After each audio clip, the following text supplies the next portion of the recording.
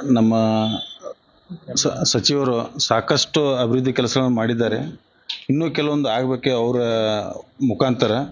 ಇನ್ನೂ ಹಲವಾರು ವಿಷಯಗಳು ಚರ್ಚೆ ಮಾಡಿ ಹಲವಾರು ಕೆಲಸಗಳಿದ್ದಾವೆ. ಅದನ್ನ ಚರ್ಚೆ ಮಾಡಿ ಖಂಡಿತ ಅವೆಲ್ಲನೂ ನಾವು ಮಾಡುವಂಥ ಪ್ರಯತ್ನ ನಾವು ಮಾಡ್ತೀವಿ. ಇದು ಬಯಲು ಮುಕ್ತ ಶೌಚಾಲಯ, ಆಮೇಲೆ ಇನ್ನು ಕುಡಿಯುವ ನೀರಿಂದು ಯೋಜನೆ ಸಾಕಷ್ಟು ನಮ್ಮ ಸಾಹೇಬರು ಅನುದಾನ ಕೊಟ್ಟಾರ. 24x7 ಇದು ಇದೆ. ಅದು ಇನ್ನು ಸ್ವಲ್ಪ ದಿನದಲ್ಲಿ ಅದನ್ನು ಸ್ಟಾರ್ಟ್ ಆಗುತ್ತೆ. ಇನ್ನು ಹಲವಾರು ಯೋಜನೆಗಳನ್ನು ಹಾಕೊಂಡಿದ್ದೆವು. ಬರುವಂಥ ದಿನಗಳಲ್ಲಿ ಅದೆಲ್ಲನೂ ಕಾರ್ಯರೂಪಕ್ಕೆ ತರುವಂಥ ಕೆಲಸ ನಾವು. ಟ್ಯಾಕ್ಸ್ ಬಂದ್ರೇನೆ ನಮ್ಮ ಪಂಚಾಯತಿ ನಡೆಯೋದು, ಊರ ಅಭಿವೃದ್ಧಿ ಆಗೋದು. ಜನರಿಗೆ ಮನವೊಲಿಸ್ತೇವೆ. ಯಾಕಂದ್ರೆ ಅಭಿವೃದ್ಧಿ ಮಾಡ್ಬೇಕಾದ್ರೆ ಜನರ ಟ್ಯಾಕ್ಸ್ ಕಟ್ಟುವಂಥದ್ದು ಏನದ ಭಾಳ ಇಂಪಾರ್ಟೆಂಟ್ ಅದ. ಅದನ್ನ ಅವ್ರನ್ನ ಜನರನ್ನ ಮನವೊಲಿಸ್ಕಿಸಿ ಟ್ಯಾಕ್ಸ್ ನಾವು ತೆಗೆದುಕೊಳ್ಳುವಂಥ ಕೆಲಸ ನಾವು ಮಾಡ್ತೀವಿ.